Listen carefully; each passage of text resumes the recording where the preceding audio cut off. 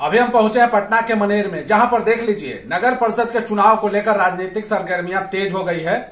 अध्यक्ष, उपाध्यक्ष और वार्ड पार्षद के चुनाव को लेकर नामांकन का दौर चल रहा था, जो खत्म हो गया है और अब कई प्रत्याशी जो हैं चुनाव मैदान में हैं और जनता के बीच जा रहे हैं। हमारे बीच उपाध्यक्ष पद के प्रत्याशी हैं शाहिद हुसैन जी, और इनसे बात करते हैं कि ये जो है चुनाव में आप आए हैं, पहले पार्षद रहे हैं, किन मुद्दों को लेकर आप उपाध्यक्ष पद पर आए हैं?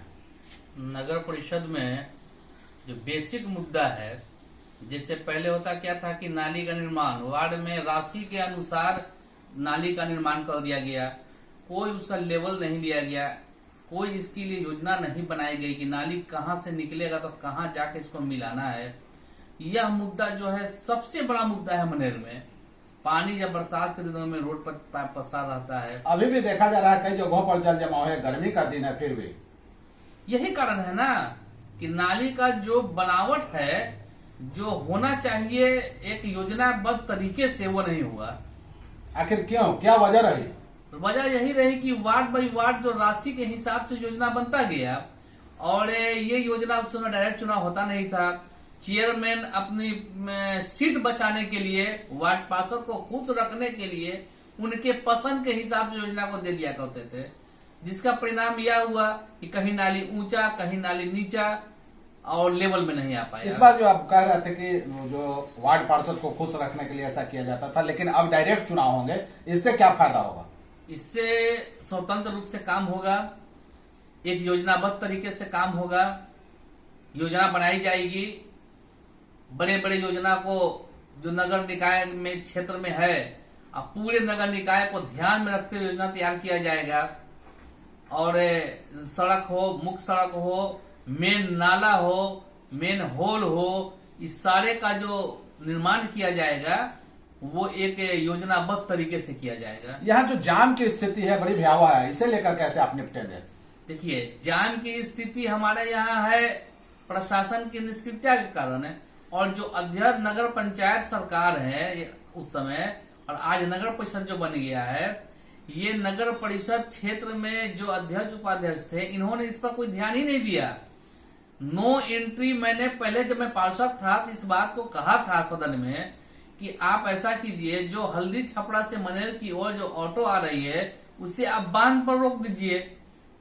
हुलासी टोला के तरफ से जो रामपुर से आने वाली है उसे बांध पर रोकिए, और जो दानापुर जाने वाली ऑटो है वो मनेर नगर परिषद क्षेत्र में जो पड़ने वाला स्टैंड है उस स्टैंड में लगाइए, वहां से जाने दीजिए। आज तक जो बस स्टैंड और टेम्पो स्टैंड, वहाँ एक भी बस और टेम्पो नहीं लगी, इसका क्या कारण?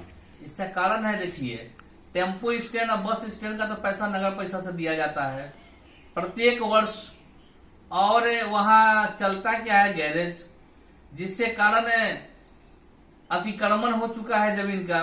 और ऑटो वाला जो है उसे कभी इन लोगों ने ऐसा कहा ही नहीं कि आप स्टैंड में गाड़ी लगाएं।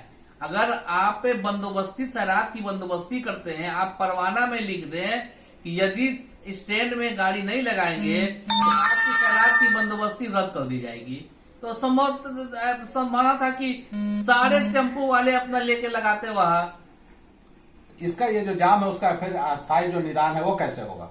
वो तो है ना, जाम तो हट ही जाता अगर ऑटो वाला अपने स्टैंड में चला जाता और बांध पर गाड़ी लगने लगती, तो या बीच शहर से जो है ऑटो का जो जमाव हो जाता है पड़ाव पाने के बाद, दानापुर, बिहटा, हल्दी छपरा, रामपुरी, सारे ऑटो जो जमा होते हैं, जिससे कारण जाम लगता है। अस्थायी दुकानदार भी सड़कों पर है, उनके कारण अतिक्रमण होता है और इसके वजह से भी जाम लगती है। हाँ, अतिक्रमण तो इनके बारे में भी मैंने कहा था, मैं सदन में था, कहा था कि पड़ाव पर जो अपना सब्जी विक्रेता है, इसके लिए मनेर बाजार पर जगह चिन्हित किया गया।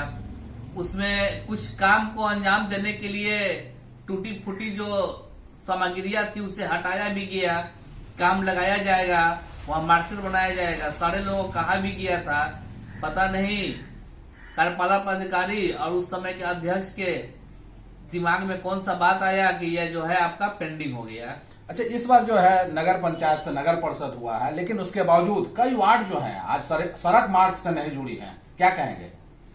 देखिए, सड़क मार्ग से नहीं जुड़ने के पीछे का आपको पहले बताया कि योजना जो बनता था वार्ड पार्षद को खुश करने के लिए, उन्होंने कहा कि ये आखिर आखिर सड़क क्यों नहीं बनाया गया? जैसे अदलचक है, जंगलिया टोला है, कहीं कहीं जमीन का भी प्रॉब्लम आया और कहीं लोगों ने ध्यान नहीं दिया।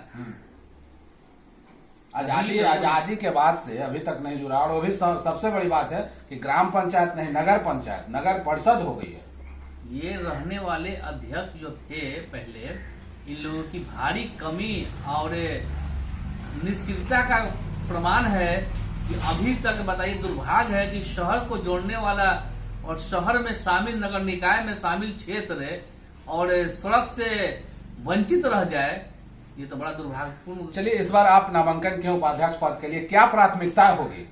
हमारी प्राथमिकता होगी सबसे पहले, मैंने पहले बताया कि योजनाबद्ध तरीके से काम करना। आपने अभी प्रश्न उठाया कि सड़क नहीं है, तो उन लोगों को सड़क से जोड़ना, शहर से जोड़ना, और पड़ाव पर जो सब्जी विक्रेता हैं उन्हें भाई अस्थायी जगह देकर सब्जी की दुकान को लगवाना, ताकि जाम से निजात मिल सके। चलिए, हमारे बीच थे उपाध्यक्ष पद के प्रत्याशी शाहिद हुसैन जी। इनका कहना था कि इस बार जब हम आए हैं और सबसे बड़ी हमारी प्राथमिकता होगी कि जाम से निजात दिलाना और योजनाबद्ध तरीके से जो है कार्य करना, ताकि हमारा जो मनेर है स्वच्छ और स्वस्थ दिखे। पटना मनेर से नवीन कुमार।